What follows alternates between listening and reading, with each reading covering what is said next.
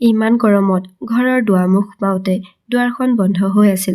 বাৰে বাৰে কলিং বেল বজোৱাৰ পিছতো দুৱাৰখন খুলি দিবলৈ কোনো নাহিল। মোৰ বৰ খং উঠিছিল। কিছু সময়ৰ পাছত মায়ে দুৱাৰখন খুলি দিলে আৰু মই ভাগৰুৱা আৰু ঘামত তিতি ঘৰৰ ভিতৰলৈ সোমাই গ'লো। মায়ে মোক পানী এগিলাচ দিলে আৰু তাৰ পিছত ক'বলৈ ধৰিলে যে, চোৱা, ঘৰৰ সকলো কাম ময়ে কৰিছোঁ। ঝাৰু মাৰিছোঁ, ঘৰ চাফা কৰিছোঁ আৰু বাচন-বৰ্তনবোৰো লেতেৰা হৈ আছিল। এতিয়া মোৰ এই হাড়বোৰৰ ইমান শক্তি নাই যে মই ঘৰ-দুৱাৰ চম্ভালো। তুমি চোৱা আৰু তোমাৰ পত্নীক চোৱা, তাই কি কৰি আছে। মই মোৰ ৰুমলৈ যাওঁতে দেখিলোঁ মোৰ পত্নীয়ে বিচনাত শান্তিৰে শুই আছে। মোৰ বৰ খং উঠিছিল আৰু মোৰ ছোৱালীজনীও তাইৰ কাষতে শুই আছিল। খন্তেক সময়ৰ বাবে মই ভাবিবলৈ ধৰিলোঁ যে মই অফিচত গোটেই দিনটো কষ্ট কৰোঁ, মূৰটো খোজ মাৰি থাকে আৰু বছৰ বকনি শুনি থাকোঁ আৰু তাৰ পিছত মই দুটা ষ্টপ সলনি কৰি ঘৰলৈ আহোঁ আৰু ৰাগিনীলৈ চোৱা, তাই কিমান শান্তিৰে শুই আছে। মই যেতিয়া খঙেৰে তাইক মাতিলোঁ তেতিয়া তাই সাৰ পাই গ'ল। মোৰ ছোৱালীজনীও হয়তো মাক উঠি অহাৰ কাৰণে তাইও সাৰ পাই কান্দিবলৈ আৰম্ভ কৰিলে। ৰাগিনীয়ে খৰধৰকৈ উঠি ডিছাৰ ফিডাৰটো ধুই গাখীৰেৰে ভৰাই দিলে। ডিছা নিমাত হৈ পৰিল। তাই ডিছাৰ ওপৰত অলপ সময় বহিলে। মই হাত ধুবলৈ বাহিৰলৈ ওলাই গ'লোঁ। বাহিৰত মা থিয় হৈ আছিল। তেওঁ মোক ক'লে যে, আজি তুমি তোমাৰ নিজ চকুৰে দেখিলা যে তুমি যোৱাৰ পিছত তোমাৰ পত্নীয়ে কেৱল জিৰণি লৈয়ে থাকে। ঘৰৰ বেছিভাগ কাম মই নিজেই কৰোঁ। মই ভাবিবলৈ ধৰিলোঁ যে ৰাতি ডিছাই বহুত দেৰিলৈ টোপনি যোৱা নাছিল। তাইক টোপনি নিয়াবলৈ ৰাগিনীয়ে বহুত চেষ্টা কৰিছিল, কিন্তু তাই টোপনি যোৱা নাছিল, মাথো কান্দি আছিল। তাৰ পিছত ৰাগিনীয়ে ডিছাক লৈ আনটো কোঠালৈ গৈছিল, কিন্তু তাৰ পিছতো বহু সময় ধৰি ডিছাৰ কান্দোনৰ মাতো শুনি আছিলোঁ। ডিছাই অনিয়ন্ত্ৰিতভাৱে কান্দি আছিল আৰু বহু ঘণ্টা ধৰি মোৰ টোপনি অহা নাছিল। তাৰ পিছত কেতিয়া টোপনি গ'লো মই নাজানো। মাত্ৰ কেইঘণ্টামান শুই দিয়াৰ বাবে মোৰ মূৰটো বিষত ফাটি গৈছিল। নাজানো ৰাগিনীয়ে যোৱা ৰাতি টোপনি মাৰিব পালে নে নাই। যিয়েই নহওক, যেতিয়া মই কোঠাটোৰ ফালে ঘূৰিলোঁ তেতিয়া মায়ে মোক পিছফালৰ পৰা আকৌ ক'বলৈ ধৰিলে, তোমাৰ পত্নীক কোৱা যে তোমাৰ কাৰণে চাহ-পানীৰ ব্যৱস্থা কৰিবলৈ। যেতিয়াই দেখোঁ কেৱল বিচনাখনত শুই থাকে। ডিছাৰ অজুহাতত তাই নিজেই শুই থাকে। মোৰ বৰ খং উঠিল। মই কোঠাটোত সোমাওঁতে দেখিলোঁ যে ৰাগিনী আকৌ শুই আছিল। মই তাইক খঙেৰে মাতি ক'লোঁ যে তুমি ঘৰটোত কি কাম কৰা। মোৰ এই কথাটোত তাই মোক আচৰিত হৈ চাবলৈ ধৰিলে।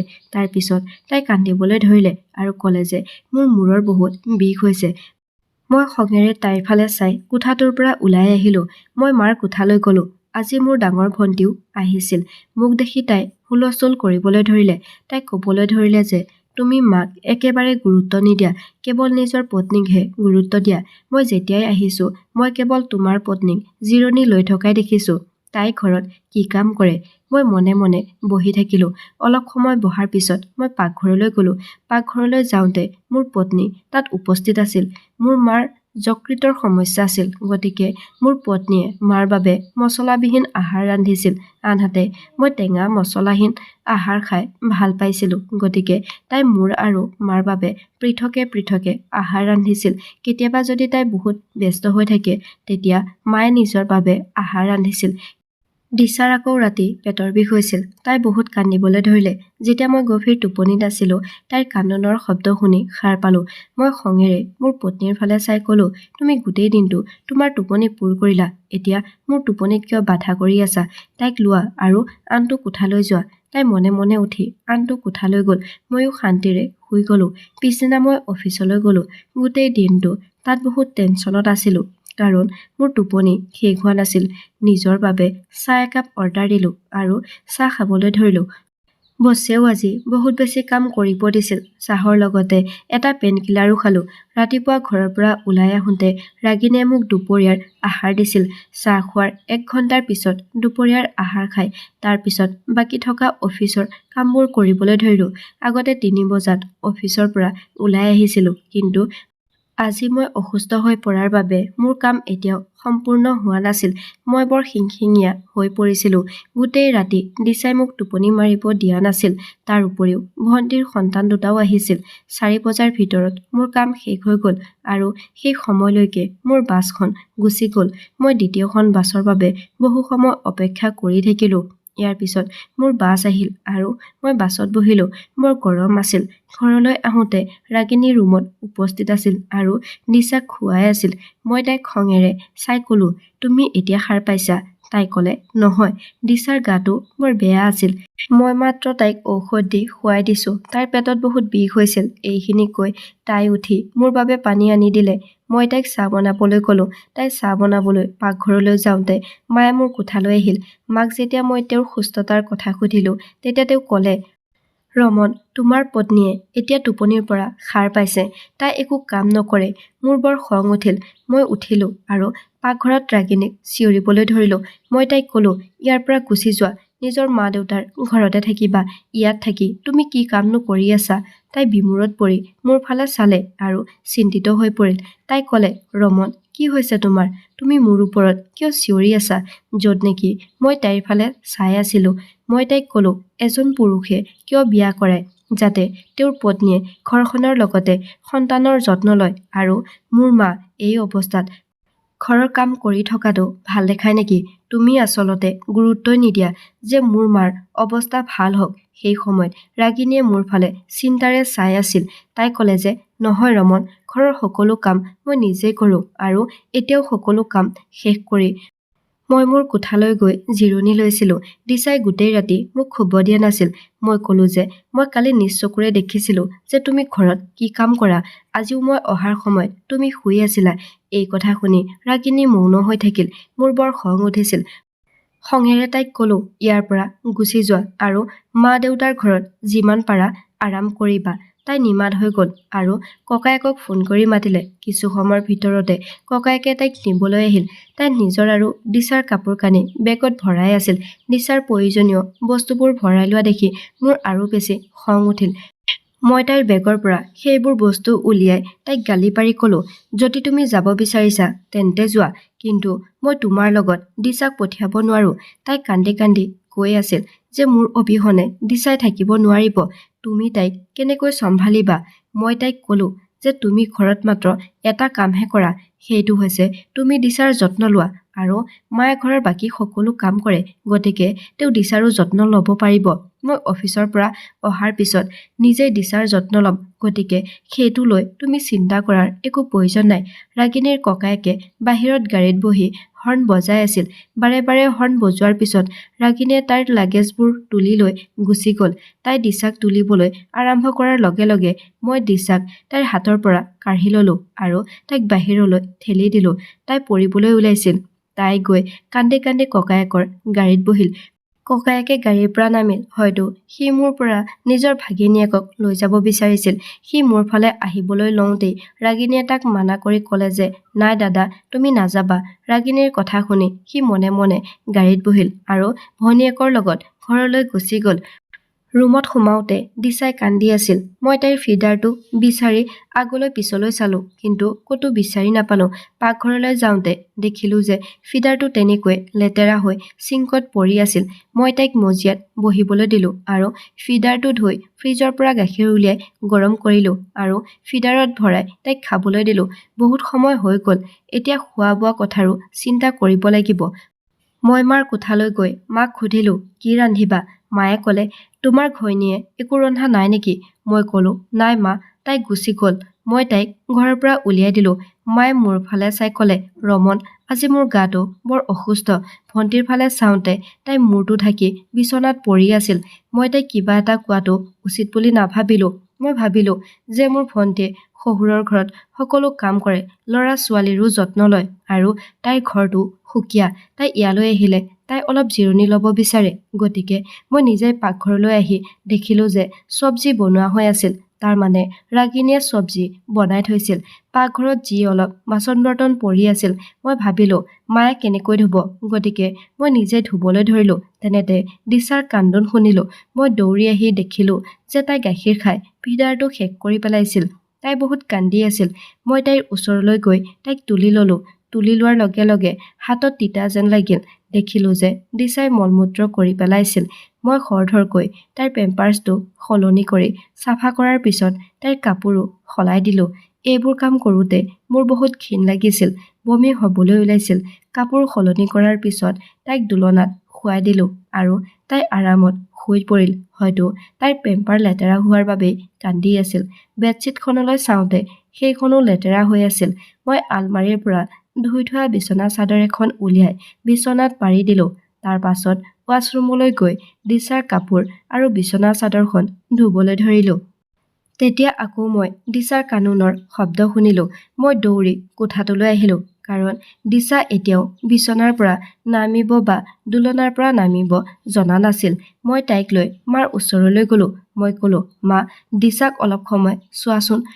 মই তাইক মাৰ ওচৰতে এৰি আহি বিছনা চাদৰখন ধুই টেৰেছত মেলি দিলোঁ। তাৰ পিছত পাকঘৰলৈ গ'লোঁ। মই ভাবিলোঁ যে ৰাগিনীয়েতো চব্জি বনাই থৈ গৈছে, মই ৰুটিকেইটা বনাই দিম। কিন্তু যেতিয়া ফ্ৰিজটো খুলিলোঁ তেতিয়া দেখিলোঁ যে ফ্ৰিজত আটা মথি থোৱা নাছিল। এতিয়া আটা কেনেকৈ মথে মই নাজানো। তাৰ পিছত মই ভাবিলোঁ যে মই ৰুটিকেইখন অৰ্ডাৰ দিওঁ। মাৰ বাবে মছলাবিহীন আহাৰ বনোৱা হৈ আছিল। ৰুটি অৰ্ডাৰ দি মাৰ ৰুমলৈ গ'লোঁ, কাৰণ দিশাই কান্দি আছিল। তাইক লৈ মই ৰুমলৈ গ'লোঁ। মোৰ এনে লাগিল যে হয়তো তাইৰ ভোক লাগিছে। পাকঘৰলৈ গৈ তাইৰ বাবে চেৰেলেক বনালোঁ। প্ৰথমতে চেৰেলেক কেনেকৈ বনাব লাগে বুজিব পৰা নাছিলোঁ। তাৰ পিছত দেখিলোঁ যে টেমাটোত লিখা আছে যে এইদৰে বনাব লাগে। চেৰেলেক বনাই দিশাক খুৱাবলৈ ধৰিলোঁ। খাই থাকোঁতে তাই আকৌ কাপোৰবোৰ লেতেৰা কৰি পেলাইছিল। খুৱাই দিয়াৰ পিছত মই তাইৰ কাপোৰ সলনি কৰিবলৈ ধৰিলোঁ। তেতিয়ালৈকে ৰুটিও আহি পালেহি। দিশাক বিছনাত বহিবলৈ দি সৰু সৰু খেলনা কেইটামান ৰাখি তাইক সেইবোৰৰ লগত খেলিবলৈ দিলোঁ। ইফালে দুৱাৰমুখত ঘণ্টা বাজি আছিল। হয়তো হোটেলৰ মালিকে ৰুটি পঠিয়াই দিছিল। ৰুটি কেইখন লৈ পাকঘৰলৈ আহিলোঁ। পাকঘৰত সোমাওঁতে দেখিলোঁ যে চব্জি ঠাণ্ডা হৈ আছিল, কাৰণ ৰাগিনীয়ে বহুত সময়ৰ আগতেই বনাই থৈ গৈছিল। হয়তো সেই সময়ত দিশা শুই থকাৰ বাবেই তাই চব্জি বনাই থৈছিল, কাৰণ শিশুৰ যত্ন লোৱাটো সহজ কাম নহয়। যোৱা ৩ ঘণ্টা ধৰি মই এই কথাটো অনুভৱ কৰি আছিলোঁ। মই মাৰ ওচৰলৈ গৈ ক'লোঁ, মা, চব্জিখিনি গৰম কৰি দিয়া। মায়ে মোক স্পষ্ট উত্তৰ দিলে যে ৰমন, এতিয়া খোজ কাঢ়িবলৈও মোৰ গাত শক্তি নাই। মই পাকঘৰলৈ আহিলোঁ আৰু মোৰ আৰু মাৰ বাবে চব্জি গৰম কৰিলোঁ। মই মাৰ আহাৰ তেওঁৰ ৰুমতে দি থৈ আহিলোঁ আৰু মোৰ আহাৰো মই মোৰ ৰুমলৈ লৈ আহিলোঁ। দিশাই তেতিয়াও তাইৰ খেলনাবোৰ লৈ খেলি আছিল। মই খৰধৰকৈ আহাৰ খালোঁ, কাৰণ যদি দিশাই কান্দিবলৈ ধৰে তেন্তে মোৰ আহাৰ ঠাণ্ডা হৈ যাব। আহাৰ খাই শেষ হওঁতে দিশাই আকৌ কান্দিবলৈ ধৰিলে। তাৰ পাছত মই দিশাক তুলি ল'লোঁ। তাইক কোচত কঢ়িয়াই লৈ মই পাকঘৰলৈ বাচন বৰ্তনবোৰ ৰাখিবলৈ গ'লোঁ। সেই সময়ত মোৰ চাহ একাপ খাবলৈ বহুত মন আছিল। মোৰ মনত পৰিল, আগতে এই সময়ত আহাৰ খোৱাৰ পিছত ৰাগিনীয়ে মোৰ বাবে কেতিয়াবা কফি আৰু কেতিয়াবা চাহ লৈ আহিছিল। তাই মোৰ ওচৰলৈ আহি কৈছিল যে যদি আপোনাৰ ভাগৰ লাগি আছে তেন্তে মই আপোনাৰ মূৰটো মালিচ কৰি দিওঁ, আপোনাৰ ভৰি দুখন মালিচ কৰি দিওঁ। তেতিয়া মই বহুত শান্তি পাইছিলোঁ। মই পাকঘৰলৈ আহোঁতে দিশা মোৰ কোচত আছিল, গতিকে মই চাহ বনাব পৰা নাছিলোঁ। মই আকৌ দিশাৰ হাতত খেলনা এটা দি খৰধৰকৈ পাকঘৰলৈ গৈ তাইৰ ফিডাৰটো ধুই তাত গাখীৰ ঢালি ফিডাৰটো অভেনত থৈ দিলোঁ। মাত্ৰ 1 মিনিটতে গাখীৰ গৰম হৈ গ'ল। ফিডাৰটো লৈ মই খৰধৰকৈ কোঠাটোত সোমাই আহিলোঁ। তেতিয়ালৈকে দিশাৰ কান্দোনৰ শব্দ আকৌ শুনা গ'ল। মই দিশাক ফিডাৰটো দিয়াত তাই নিমাত হৈ পৰিল। কিছু সময়ৰ পাছত তাইৰ টোপনি আহিল। মই নিজেও তাইৰ ওচৰত শুই পৰিলোঁ, কাৰণ যোৱা 2-3 দিনে মোৰ গাটো ভাল লাগি থকা নাছিল আৰু মোৰ বৰ ভাগৰ লাগিছিল। মাজনিশা চকু মেলিলোঁ, মোৰ বিছনাখন তিতি যোৱা যেন লাগিল। কাষৰ টেবুলত পৰি থকা লেম্পটো খৰধৰকৈ অন কৰি দেখিলোঁ দিশাৰ পেম্পাৰ্ছটো লিক হৈ গৈছে। মই খৰধৰকৈ তাইৰ পেম্পাৰ সলনি কৰিলোঁ। তাইৰ কাপোৰো সলনি কৰিলোঁ। আলমাৰীৰ পৰা আন এখন বেডশ্বীট উলিয়াই সেইখনো সলনি কৰিলোঁ। মোৰ ইমান টোপনি আহিছিল যে মই সেই কাপোৰ আৰু বেডশ্বীটবোৰ ৱাছৰুমত ৰাখি শুই গ'লোঁ আৰু দিশাকো শুৱাই দিলোঁ। ৰাতিপুৱা সাৰ পাই দেখিলোঁ যে যথেষ্ট দেৰি হৈছিল আৰু তেতিয়ালৈকে মায়ে ব্ৰেকফাষ্ট কৰি উঠিছিল। কিন্তু মায়ে মোক ব্ৰেকফাষ্টৰ কথা একো নুসুধিলে। ভণ্টি মোক খোৱাৰ কথা একো নক'লে। মই নিজেই পাকঘৰলৈ আহি ফ্ৰিজৰ পৰা ব্ৰেড মাখন উলিয়াই গৰম নকৰাকৈ খৰধৰকৈ খাবলৈ ধৰিলোঁ, কাৰণ মই পৰঠা বনাব নাজানিছিলোঁ আৰু সময়ো নাছিল। মই ব্ৰেকফাষ্ট দৈ আৰু পৰঠা ভাল পাইছিলোঁ। ৰাগিনীয়ে কেতিয়া কেনেকৈ দৈ বনায় মই নাজানো। মাত্ৰ সকলো সাজু হৈ থকা পাইছিলোঁ। মই খৰধৰকৈ ব্ৰেড খাই অফিচলৈ যাবলৈ সাজু হ'লোঁ। দিশাক মাৰ হাতত তুলি দিলোঁ। গোটেই দিনটো অফিচত ব্যস্ত হৈ ঘৰলৈ উভতি আহোঁতে ৰাস্তাৰ পৰাই দিশাৰ কান্দোন শুনা গ'ল। দুৱাৰত টুকুৰিয়াই দিওঁতে মায়ে দুৱাৰখন খুলি দিলে। দিশাই মজিয়াত বহি কান্দি আছিল। চাৰিওফালে বহু খেলনা পৰি আছিল। মই ভিতৰলৈ সোমাই গ'লোঁ। মোক দেখি তাই আৰু বেছি কান্দিবলৈ ধৰিলে আৰু পাপা পাপা বুলি ক'বলৈ ধৰিলে। মই খৰধৰকৈ তাইক তুলি ল'লোঁ। কিন্তু কালিৰ দৰে আজিও একেই আছিল। তাইৰ পেম্পাছটোৰ পৰা মোৰ হাতখন তিতি গৈছিল। মই বৰ বিচলিত হৈ মাৰ ফালে চাবলৈ ধৰিলোঁ আৰু মাক ক'লোঁ যে ভণ্টিকে ক'ব পাৰিলা হয়, এই তাইৰো কিবা এটা লাগে। ককায়েকৰ জীয়েক হয় আৰু বাধ্যবাধকতাত হ'লেও এজন ব্যক্তিয়ে যিকোনো কাম কৰে। মায়ে ক'লে তাই দুপৰীয়াই ঘৰলৈ গুচি গ'ল। তাই মাত্ৰ মোক লগ কৰিবলৈহে আহিছিল। মই ক'লোঁ তোমাৰো গা ভাল নহয়, তাই আৰু ৪-৫ দিন থাকি যোৱা হ'লে কি ক্ষতি হ'ল হয়। কিন্তু মই বুজি পাইছিলোঁ যে তাই এইবোৰ জেমেলাত পৰিব বিচৰা নাছিল। কাৰণ যোৱা মাহত তাই ঘৰলৈ আহোঁতে 10 দিন থাকি গৈছিল আৰু মই নিজে অনুভৱ কৰিছিলোঁ যে ৰাগিনীয়ে তাইৰ সন্তানকো যত্ন লৈছিল। তাই মাথো আৰাম কৰিছিল। কিন্তু তথাপিও তাইৰ ওঠত একে অভিযোগ ৰৈ গৈছিল যে ৰাগিনী বৌৱে আমাৰ ভালদৰে যত্ন লোৱা নাই। মই এইবোৰ কথাকে ভাবি আছিলোঁ। তেতিয়া দিশাৰ জোৰকৈ কান্দোনত মই চক খাই উঠিলোঁ আৰু খৰধৰকৈ ৱাছৰুমলৈ গ'লোঁ। তাত ৰাতিৰ কাপোৰবোৰ দেখি মোৰ মূৰটো গৰম হৈ আহিল। এতিয়া এই সকলোবোৰ ময়ে কৰিব লগা হৈছিল। দিশাৰ কাপোৰ খুলি তাইক গা ধুৱাবলৈ ধৰিলোঁ। মোৰ এইবোৰ কামৰ একেবাৰে অভিজ্ঞতা নাছিল। কিন্তু এতিয়া এই সকলোবোৰ কৰিবলগীয়া হৈছিল। দিশাক ভালদৰে কানি কাপোৰ পিন্ধাই দিলোঁ। ৰুমটো চাফা কৰিলোঁ। ৱাছৰুমত থকা লেতেৰা কাপোৰবোৰৰ লগতে মোৰ চাৰ্টটো ধুই টেৰেছত মেলিবলৈ গ'লোঁ। মোৰ বহুত কথা মনলৈ আহি আছিল যে ইমানবোৰ কাম কৰাৰ পিছতো ৰাগিনীৰ কেতিয়াও তাইৰ কপালত কোনো ধৰণৰ মানসিক চাপ পৰিব দিয়া নাছিল। মই কিবা ক'লেও তাই মোৰ সন্মুখত হাঁহি মাৰিছিল। ইয়াৰ পিছতো তাই মোৰ বহুত যত্ন লৈছিল। মই বুজিলোঁ যে এই সকলোবোৰ কেৱল মোৰ মাৰ বাবেই হৈছে। কাৰণ তেওঁ মোক বাৰে বাৰে ঠাট্টা কৰিছিল যে তোমাৰ পত্নীয়ে ঘৰত কি কাম কৰে, সকলো ময়েই কৰিব লাগে। নাজানো ৰাগিনীৰ প্ৰতি মাৰ কিয় ইমান অভিযোগ আছিল। পাকঘৰলৈ গ'লোঁ। ভাত খাবলৈ একো বনোৱা হোৱা নাছিল। মই গাখীৰ গৰম কৰি দিশাক খাবলৈ দিলোঁ আৰু ভাবি আছিলোঁ যে মায়ে মোক ৰাগিনীৰ বিষয়ে ইমান উচটনি দিয়াৰ পিছত মায়ে নিজৰ বাবে পুষ্টিকৰ খাদ্য বনাই খালে। কিন্তু পুতেকক ভাত খোৱাৰ কথা এবাৰো সুধিব নোৱাৰিলে। মায়ে আগতে মোক কৈছিল যে তেওঁ নিজেই বাচন বৰ্তন ধুৱে, কিন্তু চিংটো বাচন বৰ্তনেৰে ভৰি আছিল। তাৰ মানে মায়ে মোক মিছা কথা কৈছিল। মায়ে কৈছিল যে মই মজিয়া চাফা কৰোঁ, কিন্তু মজিয়াখনো দুদিনৰ পৰা লেতেৰা হৈ আছিল। মই পাকঘৰলৈ গৈ বাচন বৰ্তনবোৰ ধুলোঁ। দিশাক তুলি লৈ তাইৰ লগত খেলিবলৈ ধৰিলোঁ। তাৰপিছত তাইক ক'লোঁ ব'লা আমি ফুৰিবলৈ যাওঁ। মই ৰুমৰ পৰা ওলাই আহোঁতে মায়ে ক'লে ৰমন ক'লৈ যোৱা? মই ক'লোঁ মা মই জানো মই ক'লৈ যাব বিচাৰোঁ। এই বুলি কৈ বাইকখন উলিয়াই দিশাক আগত বহিবলৈ দি বাইকখন সেই ঠাইলৈ লৈ গ'লোঁ য'ত মোৰ গন্তব্য স্থান আছিল। মই বুজি পাইছিলোঁ যে মই ৰাগিনীৰ অবিহনে একো নহওঁ। মোৰ পত্নীৰ অবিহনে মোৰ ঘৰখন আধৰুৱা। মোৰ ছোৱালী, মোৰ ঘৰ, মোৰ এই সকলোবোৰ মোৰ পত্নীয়ে যত্ন লৈছিল। ৰাতিপুৱা অফিচৰ বাবে কাপোৰ বাছি উলিওৱাটো মোৰ বাবে বহুত কঠিন আছিল। ভগৱানক ধন্যবাদ যে ৰাগিনীয়ে মোৰ কাপোৰ কেইটামান ইস্ত্ৰি কৰি আলমাৰীত ওলমাই থৈছিল। মই এইবোৰ চিন্তাকে কৰি আহিছিলোঁ। তেনেতে ৰাগিনীৰ মাকৰ ঘৰ পালোঁ। মই দুৱাৰত টোকৰ মাৰিলোঁ। দুৱাৰখন বৌৱে খুলি দিলে। তেওঁক খবৰ লৈ ভিতৰলৈ সোমাই আহিলোঁ। মোৰ কোলাৰ পৰা তেওঁ দিশাক ল'লে। মই তেওঁক ৰাগিনীৰ বিষয়ে সুধিলোঁ। তেওঁ ক'লে যে তাই কোঠাটোৰ ভিতৰত বহি আছে। যেতিয়া মই ৰাগিনীৰ ওচৰলৈ গ'লোঁ, মই এইটো দেখি আচৰিত হ'লোঁ। তাইৰ চকু দুটা ফুলি আছিল। হয়তো তাই বেছিকৈ কান্দিছিল। তাই মোক দেখি বৰ আচৰিত হৈ খৰধৰকৈ থিয় হ'ল আৰু মোক দিশা ক'ত বুলি সুধিলে। তাই খৰধৰকৈ বাহিৰলৈ দৌৰি আহি দিশাক তুলি লৈ চুমা খাবলৈ ধৰিলে। এই সকলোবোৰ দেখি মই হাঁহিবলৈ ধৰিলোঁ আৰু মই তাইৰ হাতত ধৰি ক'লোঁ ৰাগিনী মই তোমাৰ ওচৰত ক্ষমা খুজিবলৈ আহিছোঁ। তোমাৰ অবিহনে মোৰ ঘৰখন আধৰুৱা। এইখিনি কোৱাৰ লগে লগে তাই হাঁহি এটা মাৰি দিশাক বহুত মৰম কৰিবলৈ ধৰিলে। তাইও এগৰাকী পত্নী আৰু মাতৃ আছিল। মোৰ লগত তাই আনন্দৰে মোৰ ঘৰলৈ উভতি আহিল। মাত্ৰ এই দুদিনতে মই এই কথা উপলব্ধি কৰিলোঁ যে পত্নীৰ অবিহনে ঘৰ, স্বামী আৰু সন্তান সম্পূৰ্ণ আধৰুৱা। গতিকে বন্ধুসকল এই কাহিনীটোৰ বিষয়ে আপোনাৰ মতামত কি তলত কমেণ্ট কৰি জনাবলৈ নাপাহৰিব। ধন্যবাদ।